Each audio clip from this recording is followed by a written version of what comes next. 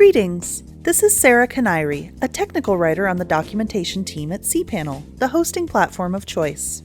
I'm here to show you how to use BoxTrapper. BoxTrapper allows you to set a spam filter that uses challenge response verification. The sender sends an email, your server sends back a message requesting confirmation, and the sender must respond correctly for the mail to be delivered. This video tutorial will teach you how to enable and configure BoxTrapper, edit confirmation messages and custom lists, review a log of BoxTrapper activity, and deliver, delete, and view messages from the queue screen. Let's log in. There are a couple of different methods to use to access the BoxTrapper interface. If you are a webmail user, enter your username and password in the webmail login interface and click Login. Then, click your username in the upper right corner of the webmail interface and then click BoxTrapper. The BoxTrapper interface will appear. If you are a cPanel user, enter your username and password in the cPanel login interface and click Login. Here we are in the cPanel home interface. Scroll down to the email group and click BoxTrapper. Once again, the BoxTrapper interface will appear. In the BoxTrapper interface, we can see a list of all of the email accounts on the domain. Click Manage next to the appropriate account. A new interface will appear. If you want to enable BoxTrapper for the account, click Enable. A confirmation message will appear. Click Go Back to return to the BoxTrapper interface.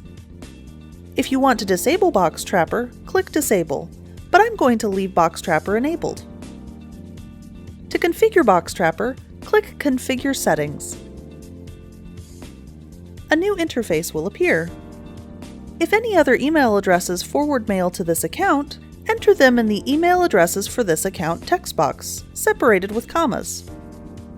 Enter your name in the Your Name text box. Then enter the number of days that you wish to keep a log of all messages your account receives, and how long to keep copies of messages that were sent but have not yet been delivered to your account. Then enter a minimum Apache Spam Assassin spam score.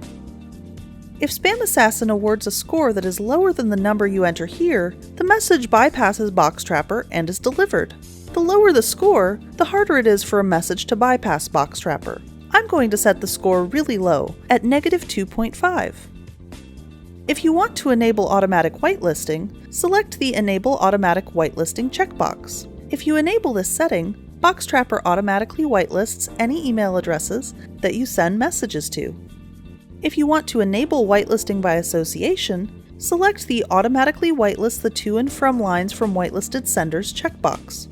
If you enable this setting, BoxTrapper automatically whitelists the addresses in the to and cc fields of messages from already whitelisted senders. Finally, click Save. Okay, we're finished configuring BoxTrapper. To return to the Configuration Settings interface, click Go Back. To return to the BoxTrapper configuration interface, click Go Back to BoxTrapper configuration. Next, let's edit BoxTrapper's confirmation messages. Click Edit Confirmation Messages. A new interface with 4 types of messages will appear. Verify released messages are sent when a message is received and verified. Verify messages are sent when a message is received, but the user needs to reply to verify that it's a legitimate source. Return verify messages are sent to confirm that a message has been received. And blacklist messages are sent to inform the sender that they are blacklisted and can't send email to the address. Click Edit next to the appropriate message type. We'll edit the message for the blacklist. And how about we add a little something? There, that sounds professional. We'll click Save to save the changes. And we see a confirmation message. To return to the BoxTrapper configuration interface, click Go Back. If we want to set the message back to the way it was originally, we can reset to a confirmation message that's the default message.